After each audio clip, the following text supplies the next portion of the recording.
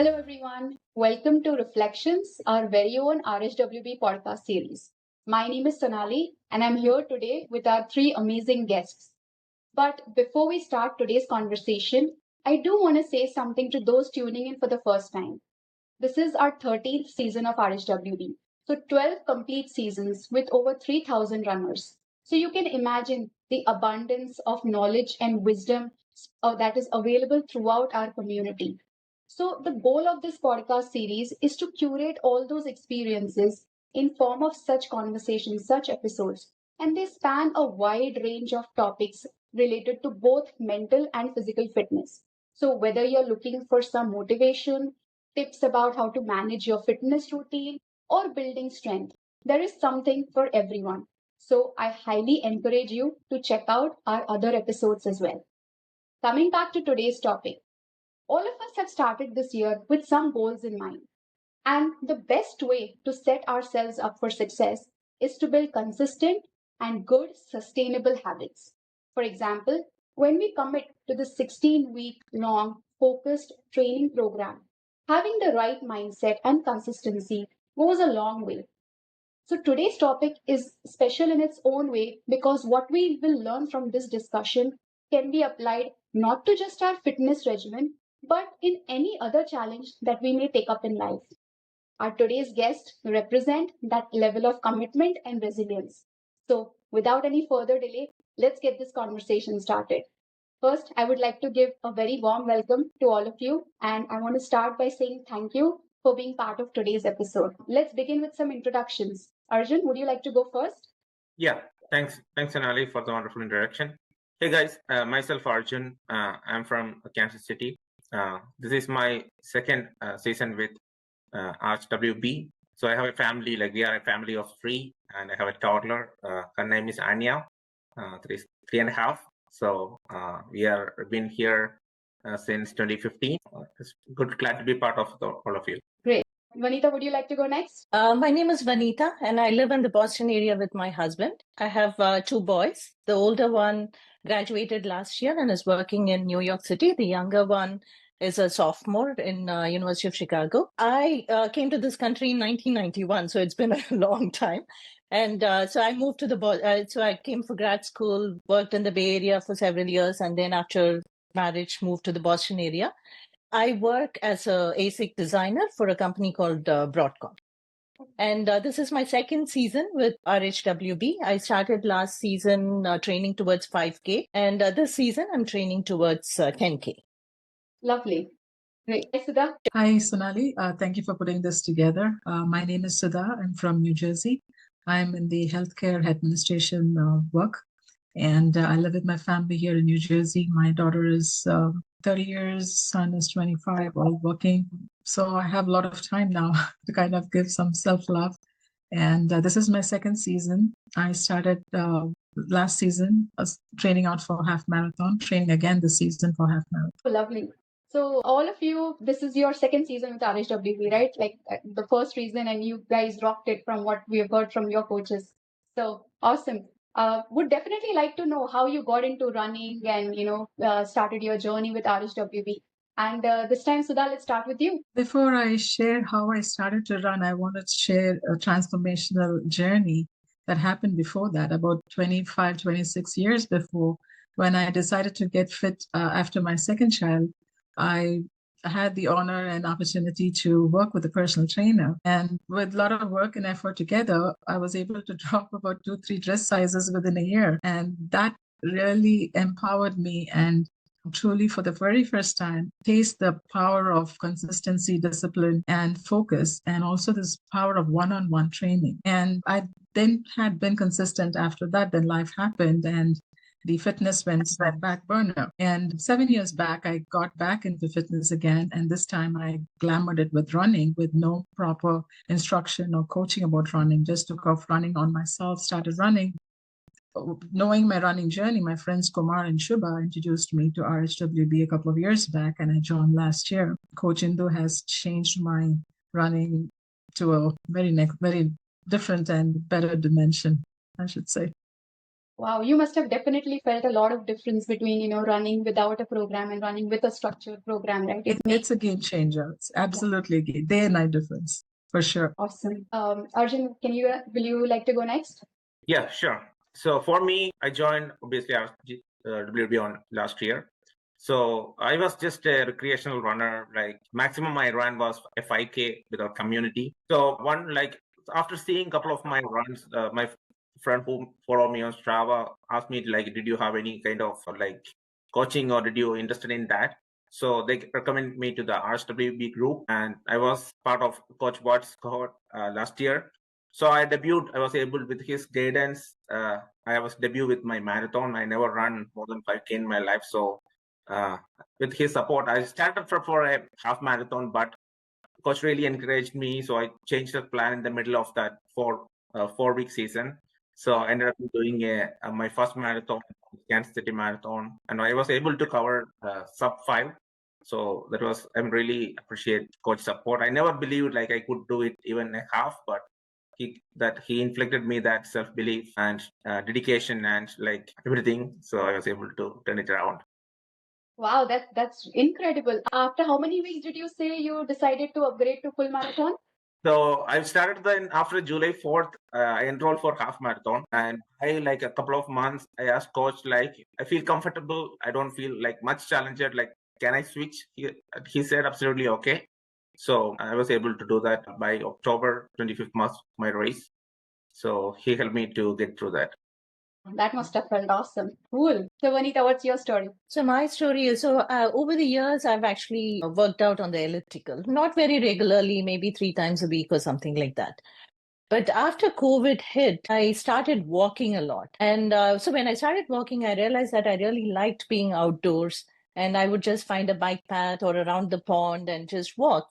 And so that I was doing that for several years. I've known Coach Suja as a friend for over 20 years. And when we met last year at some dinner get together, she was talking about her marathon experience. And I was truly inspired by that. And then while I was talking to her, I told her, I want to try this running thing. I've never run before, so let me start running. And then even before the season started, she encouraged me to do a few things, like go to marathon sports, get fitted for shoes and things like that. So I did all that and then signed up for the season. And I wanted to start slow. I mean, I didn't want to sign up for half a marathon, having never run before, because I want to sustain this habit. So I just started with 5K and I truly enjoyed it. And here I am the next season. Hopefully the next season in the spring, I can get my husband to join as well. Absolutely. And that's such a great way, right, to start any such journey on which you want to stay for a long time. Correct. And it's great that you took the time that you used to go on walks for and then carve that out for your runs. So that definitely helps you to stick to your schedule and be consistent with it. Correct. Great. Yeah. So, all of you have shown amazing commitment in your first season, and I'm sure a lot of it had to do with your planning process, your mindset. Could you share some of that? And Vanitha, let's start with you this time. Sure. Yeah. So my company, Broadcom, they've actually mandated employees to come into work right through COVID. So from May 2020, I've been going into work. But initially it was part-time, and once we had the booster and everything, it was full-time. So and I also work with teams in India and California and all other time zones in between. So it's very important for me to figure out my schedule ahead. So usually on Sundays, I just look at my schedule and think about, and also the weather is an important factor, because if it's going to be raining, then you can't get out and do this. So I try to look at all that and then figure out when I can finish my training that's been assigned to me for that particular week. Sometimes it still won't go according to plan, but I can always work around that by finishing it the next day. So I also do yoga 3 times a week. And so now once this started, I try to do yoga from recording and not do the classes in person. So these are some adjustments that I've done for my commitment towards running. That if I have to do yoga from recording, that's okay on a certain day that I'm required to run, if I cannot do both together the same day. So yeah, so things like that. Yeah, it's helped me to plan ahead. And I'm realizing now with the winter weather that weather is a major factor. That how much ever you plan, you cannot stick to your schedule if the weather doesn't cooperate. Yeah. Changing a few things in your schedule so that you get to keep doing what you like Right. you said, yoga, as well as incorporate something new. Correct. You get a little creative with your schedule, with that, right attitude. That definitely Right. helps. So in winter, do you have to go somewhere to run with? I have to, so yeah, that's a big thing because I live in a place. My house is in a very hilly area, so I cannot just get out of the door and start running. So I have to go to a bike path. I have to drive 10 minutes to a bike path or find some place where there is no snow. And we don't have any sidewalk also on my street. So it's been a bit challenging with the snow and the cold days and everything. Yeah. So even in your previous season, you had to go somewhere else to start running. Yeah. Even in the previous season. So but if the weather is okay, so over spring and summer, I can do that because you can wake up early and then add that 10 minutes extra to go to a bike path. And I really enjoy that, the drive and then getting to a place where there is not a lot of traffic. You don't have to stop for cars and you can just run. So that was really helpful. But now, today I ran on that bike path and I find that there are parts of it that are paved and parts of it that are not. So it's always challenging in the winter. Sure. Yeah. The season is going to be interesting. It takes a level of commitment, right, to start driving to some place where it is an ideal place for you to even start your run, right? Yeah. That's maybe over the seasons, if I'm a seasoned runner, this hilly terrain won't be a challenge to me, but right now it is. It will really help you. In fact, a lot of us in Texas, when we have hill runs, we have to literally go find some place or, kind of where you have some sort of slope up and down because we don't get any kind of terrain is absolutely flat. So it will definitely help you when, you start with your hill runs. That's when you can take advantage. How about you? Keen to understand your planning process. When during the first season, which was my last season, when the first mesocycle was posted on Final Search, I said, oh my God, this looks like a very structured, incremental, and monitored program. There's no room for goofing. So I have to be accountable now. So I have to be accountable for this program, a running program, plus my regular work and my day-to-day living. So I had to come up with a game plan. And my game plan was CPR. C is for commitment, P is for planning, and R is for running. My commitment was as long as I got to complete whatever was scheduled on that day on FS, I'm good. That's all my focus was. One day, that's one day. If I'm done, I'm done. To fulfill that commitment, I had to plan ahead because if I didn't plan, it would be a very messy situation. So I would look at my schedule the week before and analyze what every day or review every day's workout requirement and how much time it would take out of me for that day. And what were my work schedule, what was my meeting schedules, what was my day-to-day life schedule, then I would allocate that time first in the beginning of the day to finish off my workout so that I'm done with it. So the task of my running program was done with it. Then as to the part of running, which is R, for me, if it was like a 5-mile running, I didn't focus on the 5 miles of running. I just focused on 1 mile at a time. Every time my watch chirped, hey, you finished a mile, I said, hey, that's great. I've already finished a mile. I don't care. I'm just heading into the next mile. When when it says your workout is done, that's like an added bonus to me. But for me, that every mile, every step is all that I focused on. So this CPR kind of helped me kind of plan and accommodate my work and my program, running program, and my day-to-day life. Wow. You seem like one planning guru. I mean, you plan so well in advance with all the known things that all you have to do on that day is just show up, right? Just show up. And also the previous day night also is a planning because especially when temperature are like dropping, like what happened this year, you have to understand that layering matters a lot when you go out on outside runs during temperature. I've run in temperature in 40 degrees, 40, 45, 46, 30, 30, 32, 33, up to 20 degrees. I'm bold enough to go out and run. So I know how I have a design plan of how to layer for those. So if I have to check the temperature also in my planning part, I would do that even ahead of time. Sometimes temperature do sway, but if I know if it's like a 22 degrees or 25 degrees, I would keep my clothes ready. Especially long runs on Saturdays, I have to keep my gels and what breakfast I'm going to eat. All that is also planned. So this day, all like you said, just show up. That's all I need to do, and that has worked for me.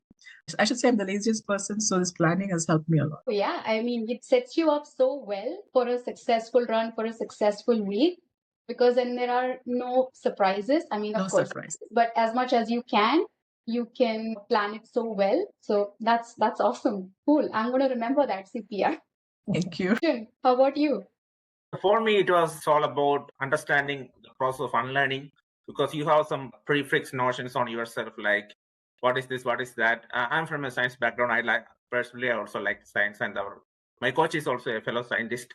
So what I did was like I tried to understand, because for example, I never heard of something like a fleet where you can do the food analysis.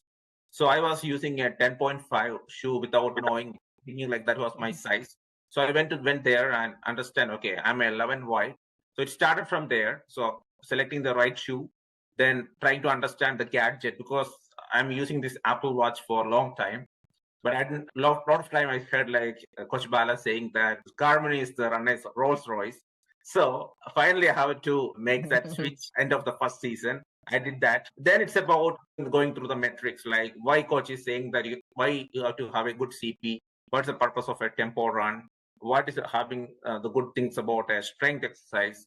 So because these all things, when I started my like the race, because the race I choose, the final day of the race, come to that point, it was a super hilly race. Like it is known for its hills. Kansas City's marathon is known for his hills, but it's because of that preparedness and planning that coach tell me like what are the things to be done that really help you, because that is the first time you are going to run that 26 miles, right? Because the maximum you do in a training probably 18 miles, probably one time 20 miles. But it's really one thing I understood is like if your mind don't playing with yourself, your body will follow your mind.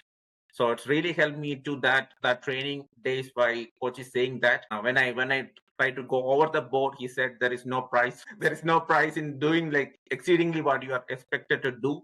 So it's really you have to come to the second season to understand why the first season was important, because you try to understand, okay, this is the reason why he said that in those seasons. So it's always help us to understand like what's really running means, what's the science of it, how you tame your body into that, like what is the if you even miss a week or a few days, you can really understand in your next run how hard to get into the groove. So that's the reason of the preparedness is very important.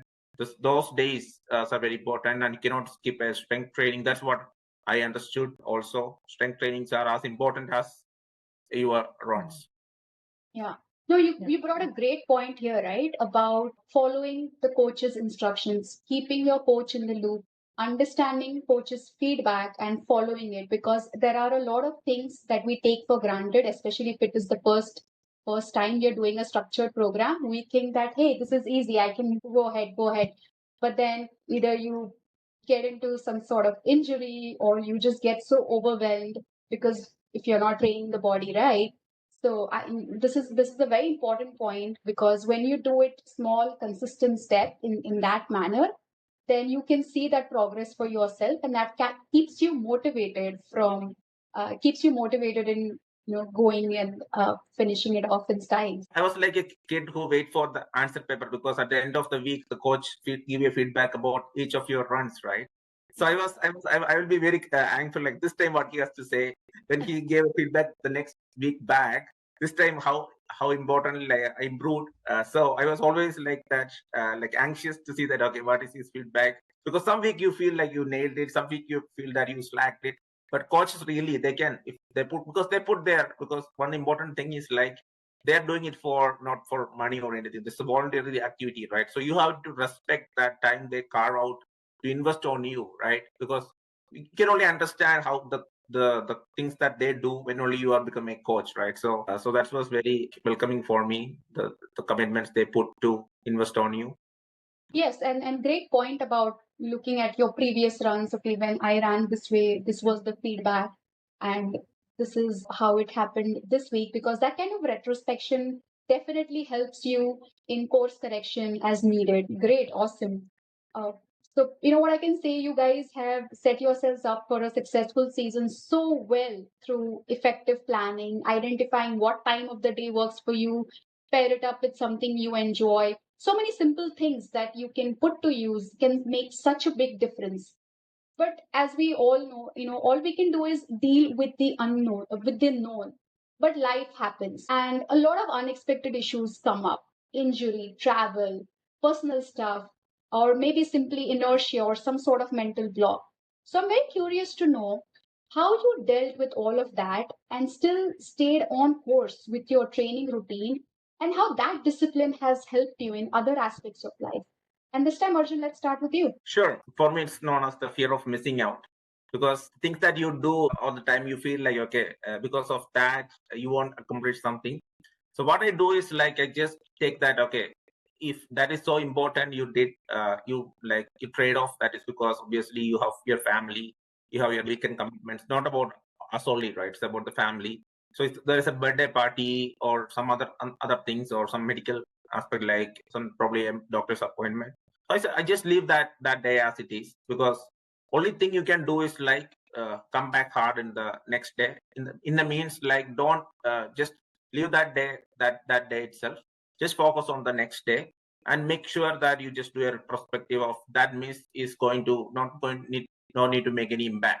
Sometimes Saturday runs can be missed, like not all the runs, but try to do the maximum from yourself to avoid those circumstances. But if absolutely necessary, it's for the family, because there is another season. Like life always give you a second chance. Don't worry about too much of the end results. As long as you focused on your course, you don't need even a couple of days.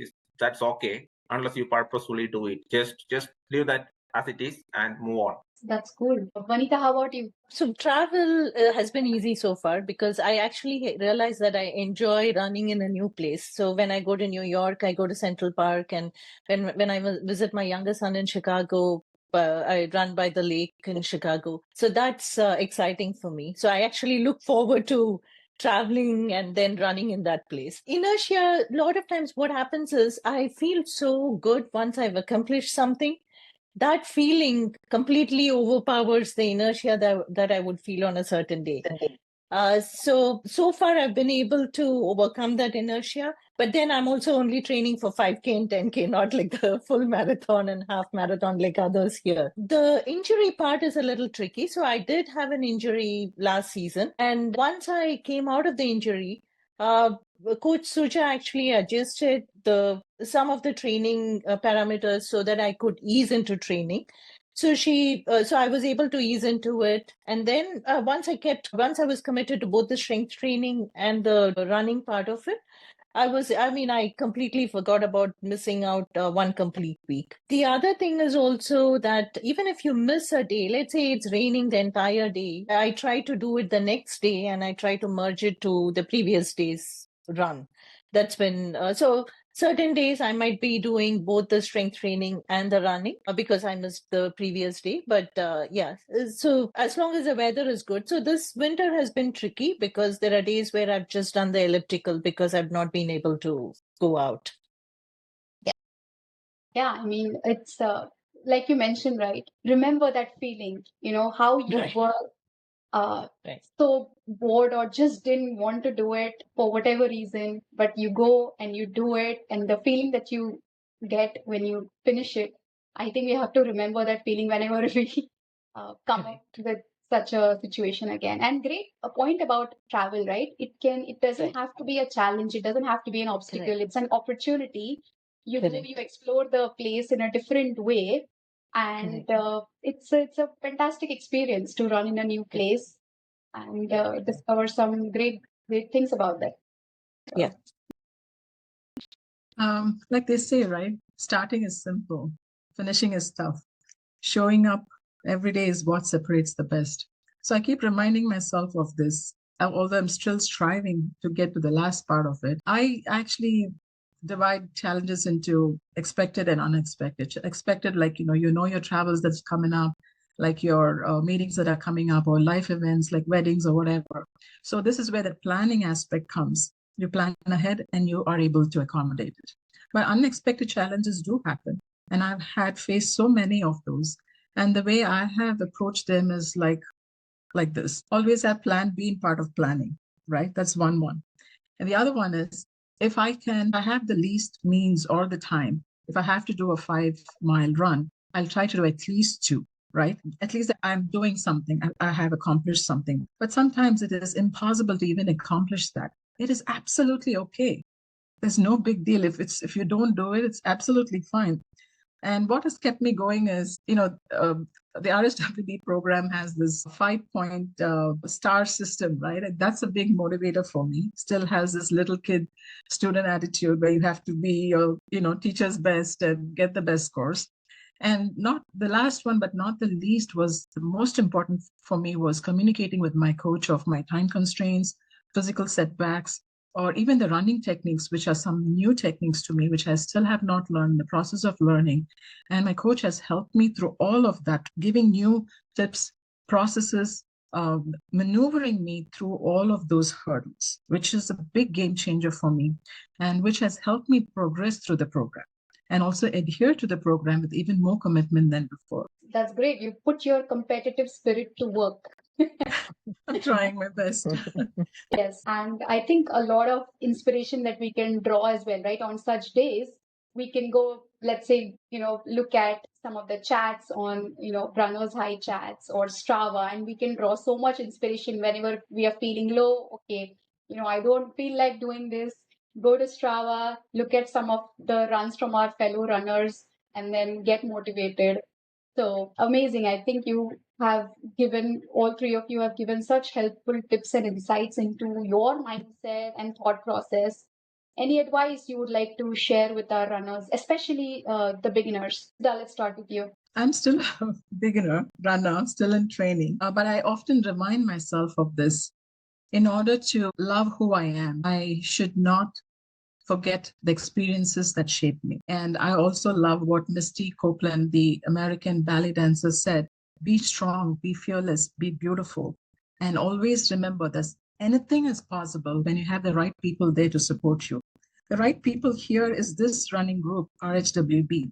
For me, it is like a free fall into RHWB net. I don't care. I'll just free fall. I know there's a net to hold me. And all that I do is one step at a time, one day at a time. I try my best to give my 100%. And the most important thing was for me to give that me time, my self-love, which I've never experienced before. So giving that me time has helped me a lot. And what I've also learned is, if I work this program really works for me. And keep at it, and best wishes. Absolutely. I think our community is such a big driving force. So many helpful people around, always ready to help out wherever needed, whoever needs it. Great. Arjun, how about you? What kind of advice? So for me, it is like, don't compare your journey to someone else. Your journey is your journey. So try to understand the basic of it. It's not about finishing in that time or this time, or it's not like that. Just understand the technique. That's the best thing. Understand the science, understand the techniques, understand your physiology, because some people may be super blessed with some of the aspects, but you can always work on everything, because there should be something that you have to always look forward. Try to set that benchmark and kind of, I would say, beat yesterday. Just have that focus. It can be baby steps. It can be a small tweak in your some aspect of it, a routine or a prep thing, or a kind of a stretch you do, pre-run, post-run, or a protein shake you have after your run. Those kind of small things can make big difference. So just to understand the beauty of these things, so try to understand why we are doing it. Always there is a reason that coaches try to now with this AI era, I can look up for anything, like can give your metrics to the AI and tell me they will give you the detailed aspect of your run. So try to understand the science behind it, because all these great people, they have that kind of a journey of themselves.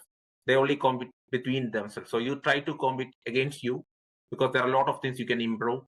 your journey is your journey. Just focus on you. You'll be fine. Wonderful, wonderful point. Absolutely. You don't want to compare yourself with anybody or feel any bad about, hey, why am I not able to achieve that in this amount of time? Take the time to understand the techniques, the basics, keep working on building a solid foundation.